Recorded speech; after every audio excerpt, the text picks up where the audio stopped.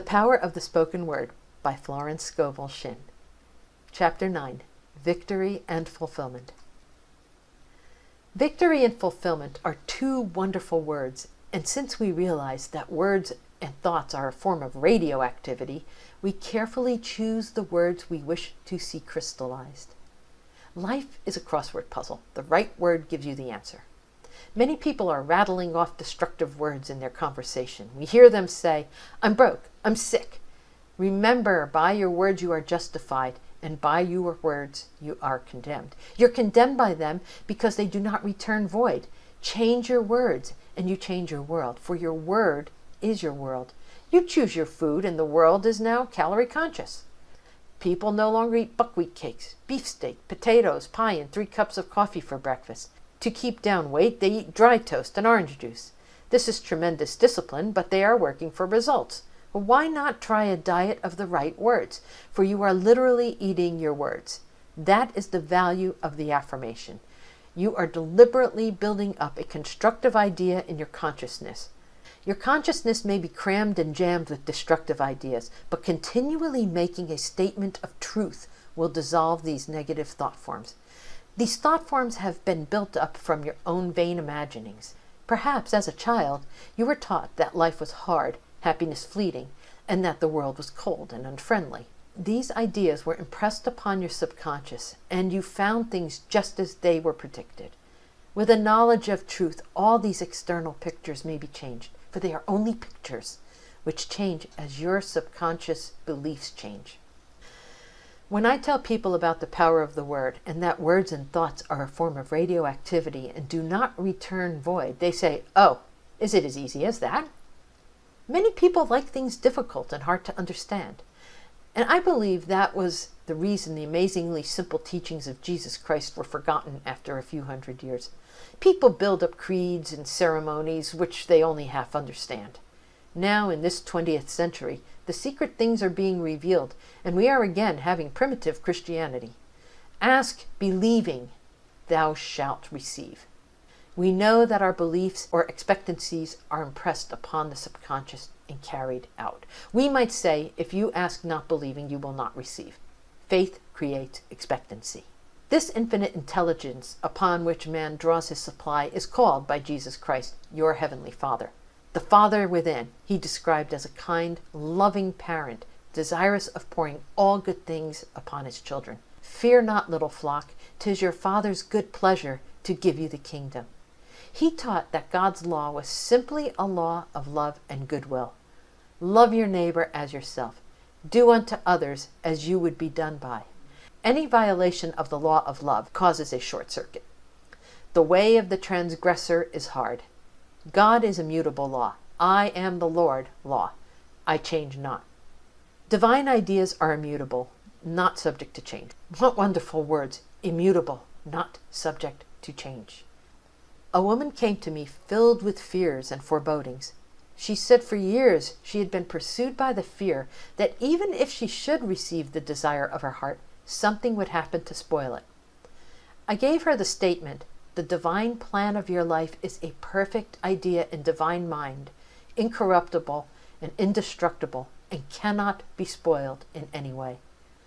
A great load was lifted from her consciousness. For the first time in years, she had a feeling of joy and freedom. Know the truth, and the truth gives you a sense of freedom. Soon then comes the actual freedom on the external. This supreme intelligence is what man becomes one with when he speaks the word. This supreme intelligence awaits man's direction, but it must have right of way. It must not be limited. Divine activity in your body brings health. There's only one disease, congestion, and one cure, circulation. Congestion and stagnation are the same thing. People say they've gotten into a rut. A new idea will take them out of a rut. We must get out of the rut of negative thinking. The word enthusiasm in the dictionary is defined, to be inspired or possessed by a god. Enthusiasm is divine fire and kindles enthusiasm in others. To be a good salesman, you must be enthusiastic about the articles you are selling. If you are bored with your business or uninterested, the fires go out and no one else will be interested. A woman came to me for success in business. She said, "I have a shop, but it is usually empty. I do not bother to open it until late in the day. What's the use?" I replied, "There is indeed no use so long as you feel the way you do. You are keeping people away. Become enthusiastic over what you have to sell. Be enthusiastic about yourself. Be enthusiastic about the God power within you, and get up early to open your shop and be ready for the big crowd." Well, by this time she was all wound up with divine expectancy. She dashed down to her shop as early as possible, and people were waiting outside and poured in all day. People often say to me, "Treat my business." I say, "No, I will treat you, for you are your business." Your quality of thought penetrates every article for sale and all the conditions connected with it. Jesus Christ was divinely enthusiastic about the message he had to bring to the Father within each man.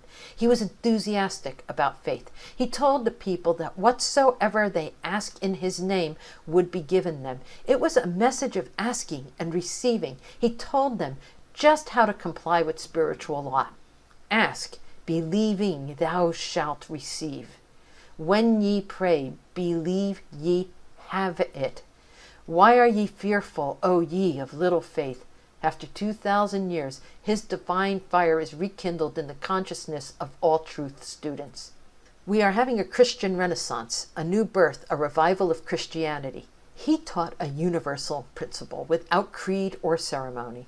We see members of all religions, denominations coming into this truth movement.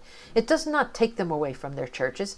In fact, many clergymen are now teaching what the metaphysicians are teaching, for Jesus Christ is the greatest of all metaphysicians because he proved his principles and brought miracles to pass. He sent forth his disciples to preach the gospel and heal the sick. For about 300 years, his message survived, and then his divine fire was lost, and the words, "Be thou healed," were no longer spoken.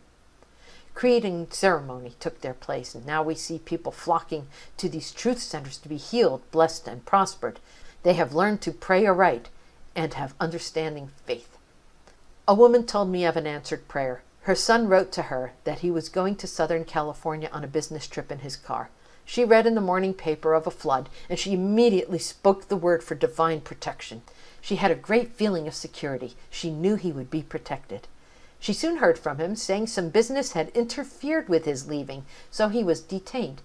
If he had left when he had expected, he would have been in the flood district. We become divinely enthusiastic about our answered prayers, which we call demonstrations, for it means that we have demonstrated the truth and have been set free from some limitation. The 24th Psalm is one of the most enthusiastic of the many psalms of praise and thanksgiving. "Lift up your heads, O ye gates, and be ye lifted up, ye everlasting doors, and the King of glory shall come in." Who is this King of glory? The Lord strong and mighty, the Lord mighty in battle. The gates and doors symbolize man's consciousness. As you are lifted up in consciousness, you contact the superconscious, the God within, and the King of glory comes in. This King of glory lifts your burdens and fights your battles, solves your problems. The average person has a difficult time letting the King of glory come in. Doubt, fear, and apprehension keep the doors and gates locked against your good. A student told me of a situation which she attracted by negative thinking. She had been invited to a gathering of old and valued friends. It was of the utmost importance for her to be there. She was so anxious to go, she said to herself repeatedly, "Oh, I hope nothing happens to interfere." The day of the reception arrived, and she woke with a terrific headache. At one time she had been subject to these headaches, going to bed for several days, and she had not had one for many years. Her doubts and fears had attracted this disappointment. She called me up and said, "Will you please speak the word that I will be well by evening to go to the reception?" I replied, "Why, of course, nothing can interfere with God's perfect plan." So I spoke the word. Later, she told me of her miracle. She said in spite of the way she felt, she prepared to go. She cleaned her jewelry, got her dress ready to wear, and attended to every detail, although she felt scarcely able to move. Very late in the afternoon, she said she had a peculiar sensation as of a fog lifting in her consciousness, and she was perfectly well. She went to the reception and had a wonderful time. Now, I believe that the healing might have come more quickly had she not said, "I want to be well by tonight." We are continually limiting ourselves by our words. So not until night was she perfectly well. By your word you are justified, and by your word you are condemned. I knew a man who was the center of attraction wherever he went because he was always enthusiastic about something. Whether it was about shoes, clothes, or a haircut, he enthused others into buying the same things. He did not gain anything material by it. He was just naturally enthusiastic. And someone has said, if you want to be interesting to others, be interested in something. An interested person is an enthusiastic person. We often hear people say, do tell me what you're interested in. And many people are without vital interests and are hungry to hear what other people are doing. And they're usually the ones that keep the radio turned on from early morning until late at night. They must be entertained every minute. Their own affairs do not hold enough interest. A woman once said to me, I love other people's affairs. She lived on gossip. Her conversation consisted of, I was told, I was given to understand, or I have heard. It is needless to say she is now paying her karmic debt. A great unhappiness has overtaken her, and everyone knows about her affairs. It is dangerous to neglect your own affairs and to take an idle curiosity in what others are doing. We should all be busily engaged in perfecting ourselves, but take a kindly interest in others. Make the most of your disappointments by transmuting them into happy surprises. Transmute all failure into success. Transmute all unforgiveness into forgiveness. All injustice into justice. You will be kept busy enough perfecting your own life. You won't have time to run other people's affairs. Jesus Christ aroused the enthusiasm of the multitudes by performing miracles, healing the sick and raising the dead. And a great multitude followed him, because they saw his miracles, which he did for them that were diseased. As we read this, we feel the enthusiasm of the multitudes which surrounded him.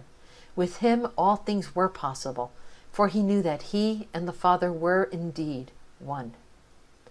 With divine enthusiasm, I bless what I have and look with wonder at their increase. Well, that concludes the reading of The Power of the Spoken Word by Florence Scovel Shinn. I really hope that you enjoyed listening. I can tell you I truly enjoyed recording it for you, reading and recording it for you. And I hope you will subscribe to my channel for more topics like this going forward. And I will have the PDF of this book available for you for free over at my website. So do head on over. And I look forward to seeing you again here at the channel and at the site. Have a wonderful day, and thank you once again. I very much appreciate all of you. Bye for now.